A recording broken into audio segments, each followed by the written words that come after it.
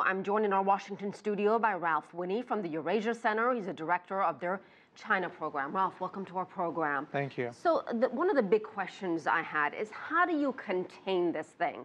How do you prevent it from spiraling completely out of control? Well, I think this is a true test of Trump's ability to negotiate. He's not a politician. He's not a diplomat.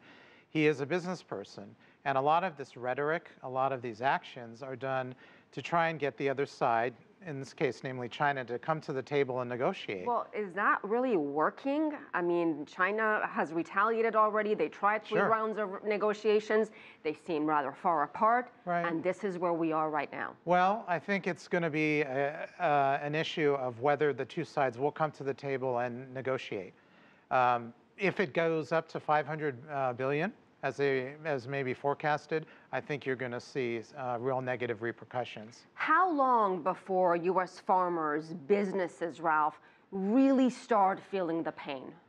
I think once they start engaging with their members of Congress, with their business associations, and the media to try and force the agenda where they get President Trump to negotiate with the Chinese, I think you will see a real big swing.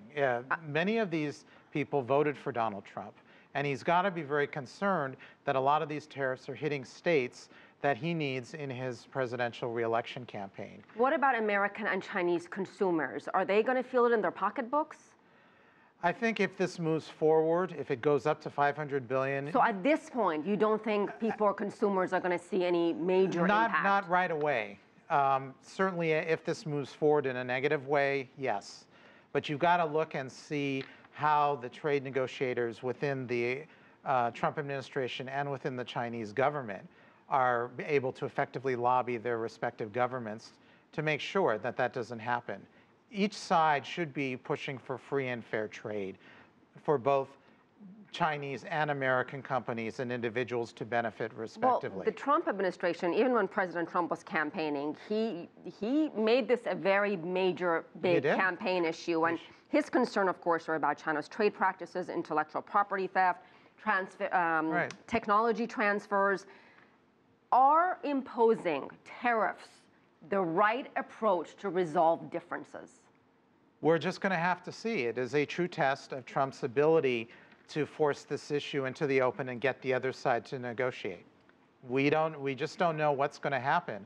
He's got elements within his own administration that are very anti-China, that really want to push this to punish China. And you've got other elements, whether it's Kevin Hassett or Steve Mnuchin, that are very, very much in the So there's not a whole lot of unity necessarily when it comes to dealing with tariffs and trade on China. At least within the Trump administration, it depends on which faction has his ear and which can make the most effective argument to him.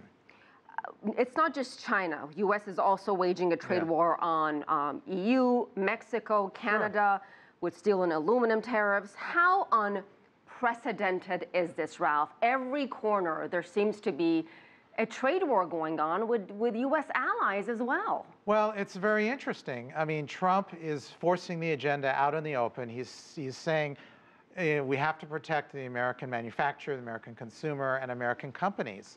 And he's willing to take on people that are... But is that helping American companies and American consumers? Only time will tell. If he can bring these parties to the table and they can negotiate a deal that promotes free and fair trade, he will be considered a great hero. If not, he's going to be out of office. All right, we shall see. Ralph Winnie, thank you.